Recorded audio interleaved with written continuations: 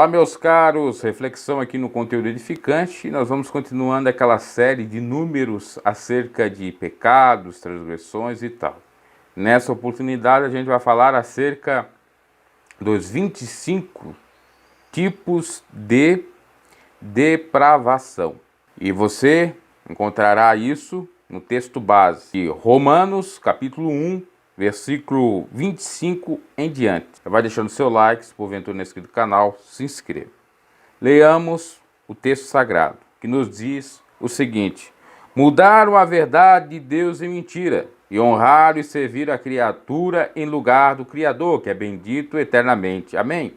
Pelo que Deus os abandonou às paixões infames, até as suas mulheres mudaram o uso natural, no contrário à natureza. Semelhantemente, também os homens, deixando o uso natural da mulher, inflamaram-se em sua sensualidade uns para com os outros, homem com homem, cometendo torpeza e recebendo em si mesmo a penalidade devida ao seu erro. E como eles não se importaram de ter conhecimento de Deus, ele os entregou a um sentimento pervertido para fazer coisas inconvenientes. Estão cheios de toda iniquidade, prostituição, malícia, avareza, maldade, inveja, homicídio, contenda, engano e malignidade. São murmuradores, detratores, aborrecedores de Deus, injuriadores, soberbos, presunçosos, inventores de males, desobedientes aos pais e às mães. São necios, infiéis nos contratos, sem afeição natural, irreconciliáveis, sem misericórdia. Embora tenham conhecimento da justiça de Deus, que são dignos de morte, os que tais coisas praticam, não somente as fazem, mas também aprovam os que as praticam. Então, nós temos aí a recomendação do apóstolo Paulo ao povo que estava em Roma para se abster desses pecados ou dessas depravações. O que significa a palavra depravação? Algo que é torpe, que é profano, que não é conveniente. Enfim, tem vários sinônimos de depravação. E não é só no campo sexual. É pervertimento de toda a realidade, da natureza, do sentimento, do pensar. Está ligado à perversão em todos os sentidos. O apóstolo Paulo diz que, no versículo 25 que lemos, mudaram a verdade de Deus em mentira, e honraram e serviram a criatura em lugar do Criador. Aqui já está falando acerca da idolatria, que seria um desses itens. Pois adoram mais o homem do que o Criador. Pois adoram mais o ator, a atriz, adoram mais o jogador de futebol, o cantor famoso, do que o próprio Criador. O pastor famoso também tem, né? Todos aqueles que são famosos, as criaturas famosas, não adoram a Deus de fato. Então isso já é um mal, já é uma depravação, já é colocar alguém acima de Deus. E a Bíblia nos manda, Jesus nos manda amar a Deus sobre todas as coisas. Pois bem, no versículo 26, pelo que Deus os abandonou às paixões infames, paixões desonestas, paixões que são contra os bons costumes, a moral, ou algo que remete à desonra. Até as mulheres mudaram o uso natural no contrário à natureza.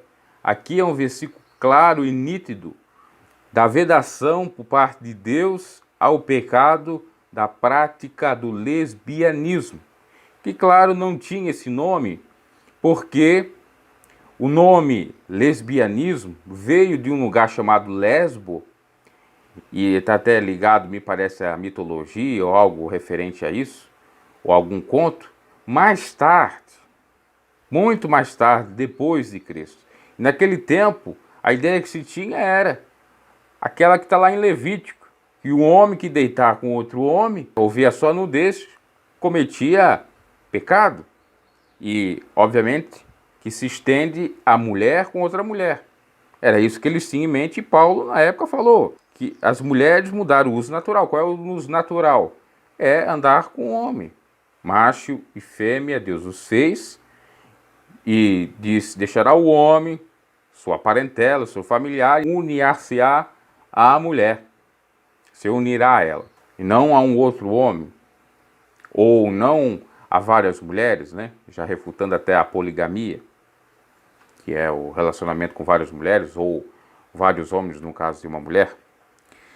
E também, obviamente, aqui o que hoje é conhecido como lesbianismo. Naquela época não era. Era mulher com mulher. Era no senso comum, como se diz. Até as mulheres mudaram o uso natural contrário à natureza. A natureza de Deus, criada pelo Criador. Semelhantemente, igualmente, também os homens, deixando o uso natural da mulher.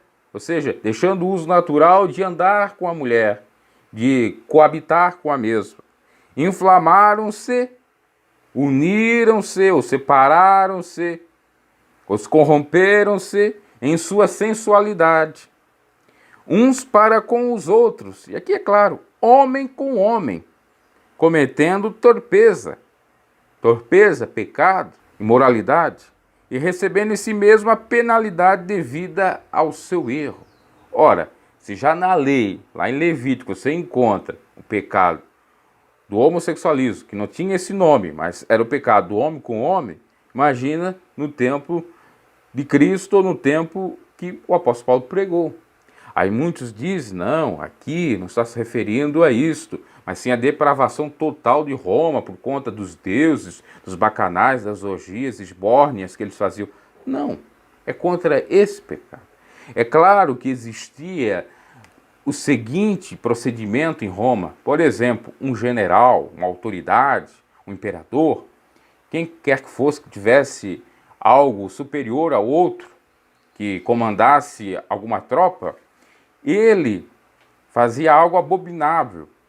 Quando vencia alguma guerra ou se sentia então vitorioso de alguma coisa, até mesmo quando estava um pouco abatido, ele pegava um daqueles do exército dele e copulava. Os imperadores tinham lá os seus, entre aspas, que poderiam até ser eunucos, que eles abusavam dos eunucos. Não que os eunucos fossem homossexuais, mas que estavam servindo ao seu senhor, inclusive sexualmente. E isso era contrário à palavra de Deus. Tinha esse procedimento. Agora, a prática também era então proibida, vedada. Não era questão só de promiscuidade ou de abuso de poder e sexual. O assédio sexual, que hoje é bem conhecido. Aliás, hoje em dia se fala muito em assédio. Assédio é uma coisa, né? Abuso sexual é outra. Naquele tempo era abuso mesmo. Porque o assédio são em palavras e o abuso é o ato. Então nós já temos aí 3 itens, né? Ou 2 itens, vamos colocar. A idolatria, que é uma depravação, e a segunda, a questão do relacionamento homoafetivo, hoje conhecido assim, homossexualismo, lesbianismo. Está aqui. Ah, porque a teologia inclusiva tal diz que não tem problema. Está aqui, então rasgue esse versículo. Ah, mas nós damos outra interpretação a esse versículo. Não aquela que eu falei da promiscuidade. Não, aqui está falando também de algo que venha a ser não forçado, ou seja, que ambas as partes concordem. Porque Deus não fez um companheiro para Adão, mas sim uma companheira. Agora, à luz do direito, ok, direitos resguardados, pode adotar. Estou falando biblicamente. Eu não estou falando à luz de um direito que está numa sociedade. Eu não estou falando ou pregando para matar homossexuais. Eu não estou falando nada disso. Até porque todos os pecados que aqui estão elencados, ou depravações, são pecados. Às vezes eu não cometo o pecado da homossexualidade, mas eu cometo o pecado do adultério, é pecado da mesma maneira. Então, quem sou eu para julgar? A salvação individual. E havendo arrependimento, todos podem ser salvos. Todos. Se não fosse assim, nós não tínhamos, por exemplo, quantos travestis, quantos homossexuais que hoje deixaram a prática e estão vivendo bem com Deus. Uns casaram, outros já tiveram filho, outros quiseram manter-se solteiros. Nós temos, você olha aí no YouTube, tem vários. Inclusive tem um que eu estava vendo, agora não me recordo mais o nome, que ele casou, ele não tinha nem desejo por mulher, passou a ter. Ele diz que Deus colocou esse desejo, e eu até creio. Ele conta, não é eu que estou falando, é o testemunho dele. Inclusive ele até refuta aquela Lana Rhoades, né? Fez um ministério aí. Eu sendo hétero, falar contra aquele que é homossexual é até uma ofensa e até algo errado, né? Agora, Um camarada que era homossexual, dá um testemunho, tem mais valia do que eu estar falando. Eu estar dizendo, olha, é pecado, olha, não faz bem. E um sujeito que passou por uma experiência dessa saber. Inclusive esse falava que sofria um monte psicologicamente, estava cheio de doenças, de DSTs, doenças sexualmente transmissíveis. Me parece que não era grave, mas tinha algumas doenças e agora ele está liberto disso. Então não é um trabalhar de Deus? Não é voltar ao alvo? Ou errar ao alvo, exatamente fazer aquilo que é contrário. Mas vamos adiantando aqui, senão a gente demora muito, né? Mas é necessário falar tudo isso, porque senão a pessoa vai pegar um texto fora do contexto e vai dizer, olha, ele é contra os homossexuais, ele quer acabar com os homossexuais. Eu não. Respeito. Você quer ser? Seja. Até porque o Evangelho diz isso, nem por força nem por violência. Mas saiba que a luz da palavra de Deus é um errar o alvo. Assim como qualquer outro pecado que está aqui. E que cabe perdão, que Deus perdoa, que Deus salva. E a salvação é só entre você e Deus. Eu não vou interferir nisso. O que eu posso falar é isso aqui que eu estou falando, que está na Bíblia. Vamos seguindo, né? Sem delongas, eu já vou falar desses dois itens. O terceiro item, aí a gente já vai para o versículo 29. Seria a iniquidade, o pecado, errar o alvo. E aí entra uma série de iniquidades. Pecadinhos, pecadões, tudo. Iniquidade é pecado. É ser iníquo, ser ímpio. Não amar a Deus sobre todas as coisas, é próximo a si mesmo. Então seria o terceiro item das 25 depravações. A prostituição é a quarta. Aí, prostituir configura-se promiscuidade, porque tem que pegar o termo original lá do grego, que geralmente é o porneia, que quer dizer promiscuidade. Pode até significar aquilo que muitos dizem que é adultério. Por exemplo, um sujeito está casado, adultera com um jovem, ou com uma jovem, melhor dizendo, que não é casada, ele cometeu tanto adultério como prostituição, porque ela não era casada. Agora, se ele copulasse com uma que era casada, ambos cometeram adultério. Então, a prostituição está ligada a esse tipo que eu falei, a sexo sem compromisso. Se o sujeito já tem uma namorada e não é casado ainda e se prostitui ou copula com outra que também não é casada, isso é prostituição também? É nesse sentido. E aí pode entrar outras coisas, mas precisamente esses três tipos aí. Malícia. Malícia leva exatamente a suspeitar mal, a pensar de uma maneira equivocada. Esse é o quinto, né? Então isso é condenado, ou condenável.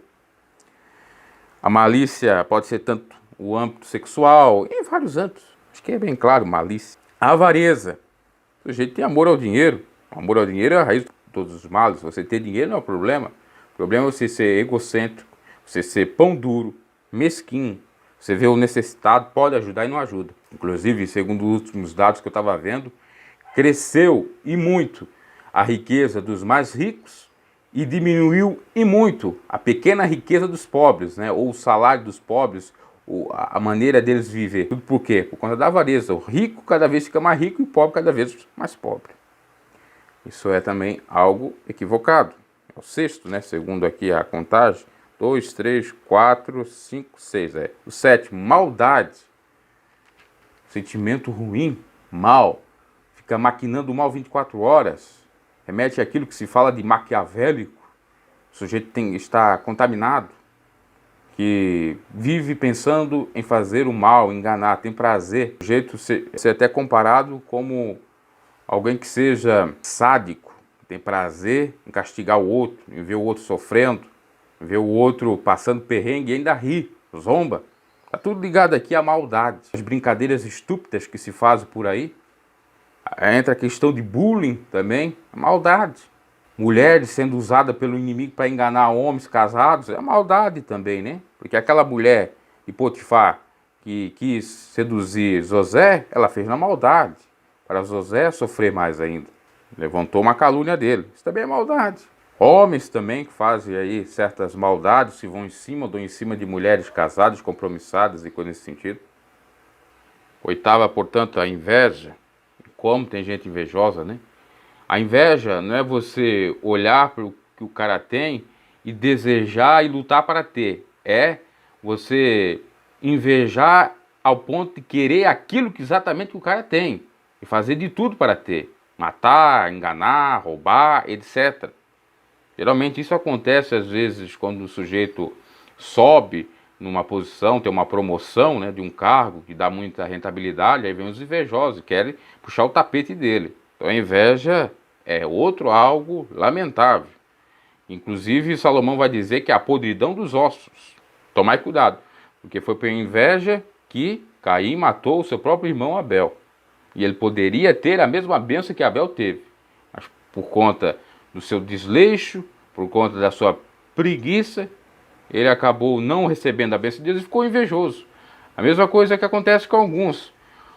Ele olha outro que está dando tão bem na vida e de vez de fazer a mesma coisa que o sujeito fez, não, ele fica invejando. Mas como é que pode?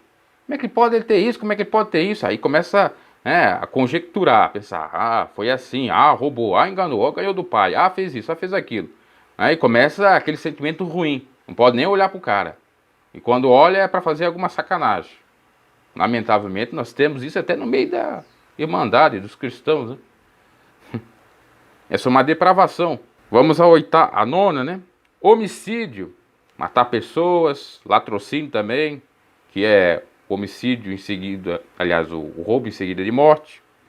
Também pode entrar aqui o suicídio também, que é matar a si mesmo. A 10ª, contenda. Como tem irmãos contendeiros, né? Famílias aí de Corê. Tem algo que Deus abomina, diz lá em Provérbios, que é os irmãos não darem união e fazendo contendas, disseminando discórdia. Contenda é outro mal, outra depravação. Ou podemos colocar inconveniência. 11, engano.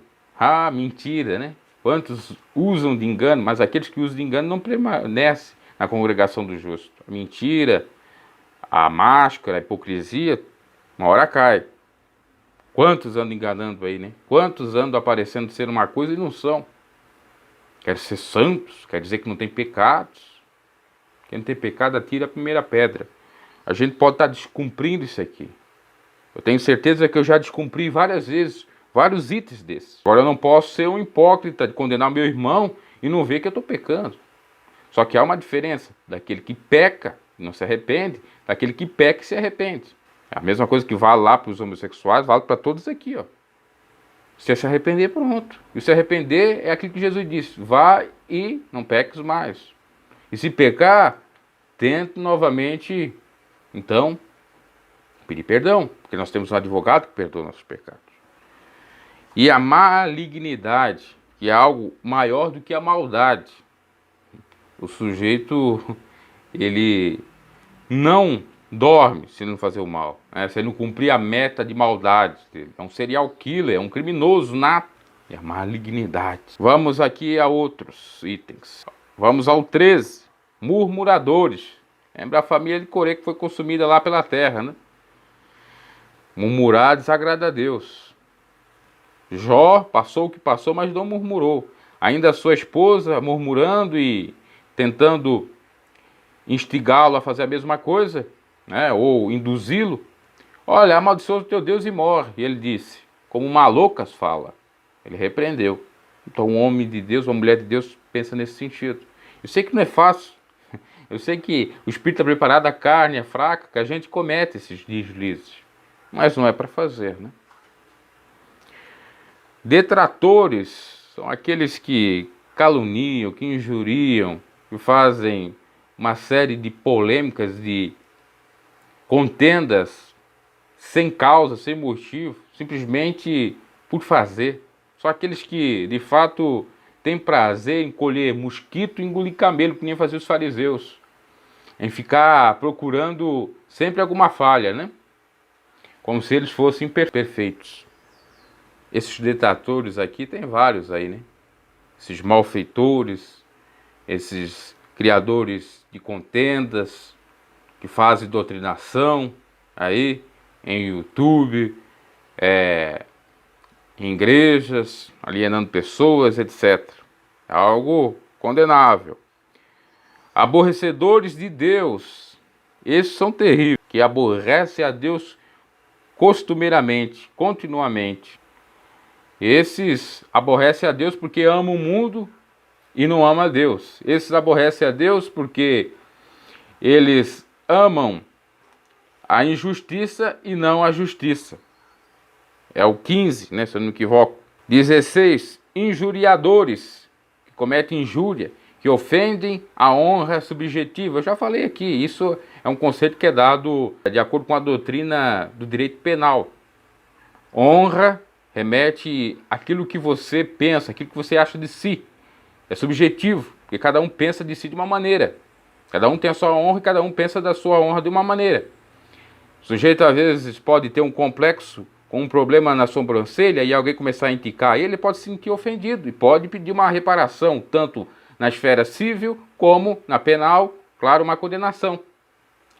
E aqui nós temos os injuriadores, que são exatamente esses que ferem a gente com palavras, com o intuito de ferir. Sabe que a gente tem um calcanhar de Aquiles, entre aspas, tem algum defeito, tem alguma coisa que nos machuca, então falo.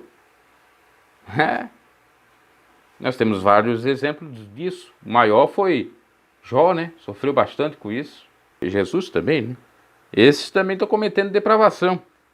Soberbos, ou como tem soberbos por aí, né? Eu posso tudo, eu sou o cara. Soberba é ser sujeito com vanglória. Não, eu sou tudo, eu posso. Presunçosos. Presunçosos são aqueles que estão acima de Deus e de tudo, do mal e do bem. Presunçosos dizem assim, ó, amanhã eu vou fazer.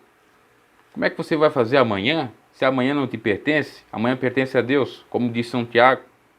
Nós temos que pedir a Deus, amanhã, se Deus quiser, e peço a Deus que queira, eu faço.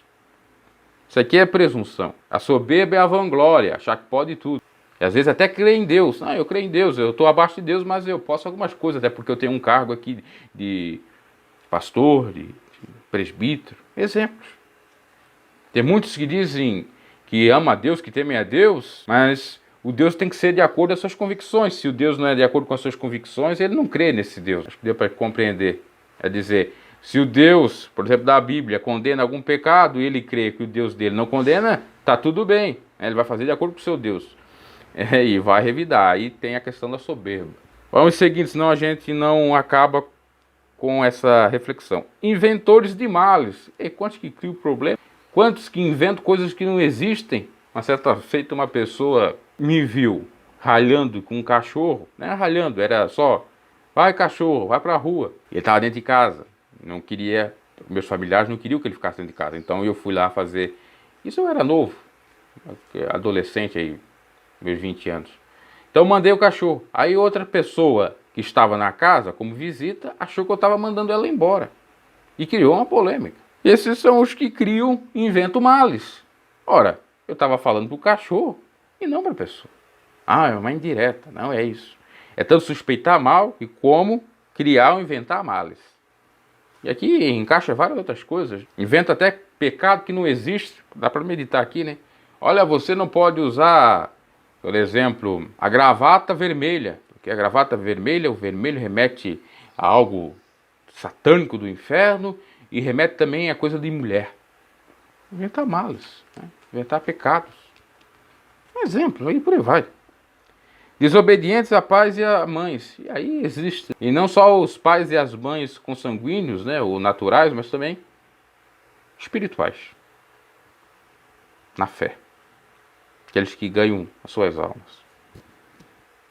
E cabe aqui salientar que o pai também não pode irritar os seus filhos. Às vezes aquilo que parece ser uma desobediência do pai é uma consequência de o pai não ter sido pai e da mãe não ter sido mãe.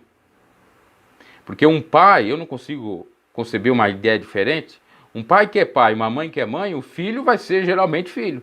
Aí, se ele se revoltar, fazer qualquer coisa, aí já deve ter algum problema psíquico, alguma coisa nesse sentido. Para meditar. E à luz do evangelho é assim que se procede, inclusive Salomão diz, instrui o menino no caminho que se deve andar, e no futuro, quando ele ficar velho, dificilmente ele vai se desviar. Então não é o que digo, né? Às vezes o pai não faz isso, aí o filho se revolta, o filho faz coisas erradas. Aí quando o pai vai dar alguma bronca, alguma coisa, é de uma maneira bem bronca, uma maneira bem rude, extrapola os limites. Aí não, estou desobediente, estou descumprindo. Não, o pai que fez isso ocorrer. Agora existe a desobediência, é claro que existe. São nécios, são loucos, são as virgens nécias. Não se preocupam com a palavra, não se preocupam em buscar a verdadeira sabedoria, né? Buscam aquela que é esterco e animal e se gabam por isso, sabendo até mesmo que Deus faz dos sábios loucos e dos loucos sábios. Porque a Bíblia nos diz aqui, o Paulo nos diz, que eles sabem o caminho. Embora tenham conhecimento da justiça de Deus, eles sabem. Eles conhecem alguma coisa. Por exemplo, você sai na rua, aquele lá é evangélico, aquele não pode fazer isso, não pode fazer aquilo. Ele sabe, mas ele não faz. Vê a hipocrisia. Nós estamos nesses infiéis nos contratos. Não cumpre as promessas, não cumpre os contratos. Faz, por exemplo, um contrato de promessa de compra e venda de algum bem imóvel e não cumpre. Faz uma promessa de servir a Deus e não serve. Faz uma promessa, como os políticos fazem, né, de ajudar os necessitados, de fazer uma nova política, de ajudar quem necessita e não faz. É descumprir os contratos. É descumprir aquilo que ele fez. Que ele prometeu, melhor dizendo. Às vezes compra e não paga, deixa lá como fiado e não paga. Você não tem condições de comprar, não compra. Ah, mas aí eu vou ficar em desvantagem porque os outros estão comprando, estão entrando na modernidade, estão tendo carro novo, tendo a casa nova e tal.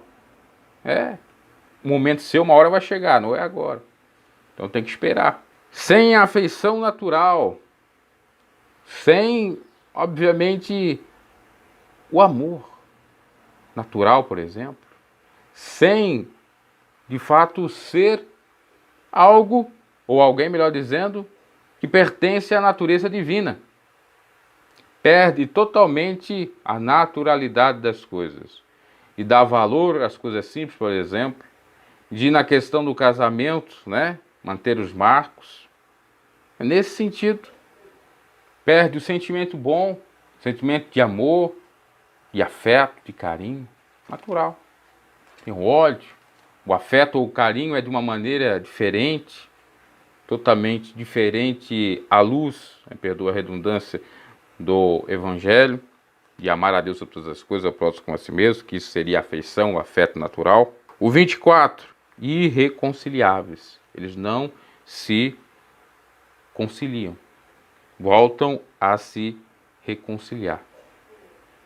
Ou venham reconciliar, melhor dizendo, né? Conciliar com Deus, pedindo perdão, ou seja, eles não têm sentimento de remorso, eles não pensam duas vezes, têm um coração frio, calculista, eles não pedem perdão, isso tanto com Deus como para o seu próximo. Com questão de casamento, né? Quer reconciliar, e às vezes está mais apto e até melhor reconciliado que separado uma vez por todas. E tantas outras coisas mais. Está ligado exatamente a ter amor e perdoar, né? E sem misericórdia, eles não têm misericórdia. Eles são pessoas totalmente distantes de ter misericórdia. Deus, por conseguinte, é diferente, né? Suas misericórdias se renovam a cada manhã. Deus tem misericórdia de nós. Mas os homens geralmente não têm misericórdia, principalmente aquele que não teme a Deus, do seu semelhante. Isso que Jesus falou numa parábola, dizendo que tinha um servo que foi perdoado pelo seu senhor. No entanto, o seu conservo estava ali devendo, ele não perdoou o seu conservo, espancou. E aí Jesus fala naquela parábola: ora, o seu senhor perdoou o seu, algo relativo à dívida, né? Aquilo que ele estava devendo. E você não perdoa a deste? Isso não é uma incoerência? Enfim. Então essas são as 25 depravações. Vamos colocar 25 corrupções. Acho que é o melhor nome aí para colocar. 25 corrupções condenadas à luz da palavra de Deus. Porque a depravação também pode significar corrupção, perversão. Poderia ser também 25 perversões. Mas vamos colocar 25 corrupções aí no título. Então acho que ficou bem claro aí o que pode e o que não pode à luz do Evangelho. É claro que boa parte de nós descumprimos isso, né? De alguma maneira nos corrompemos, principalmente quando não estamos vigiando, não estamos buscando a Deus. No entanto, nós temos um advogado a quem a gente pode recorrer, pleiteará nossa causa diante de Deus nessas questões, ok? Deixe seu like, se inscreva no canal e até a próxima.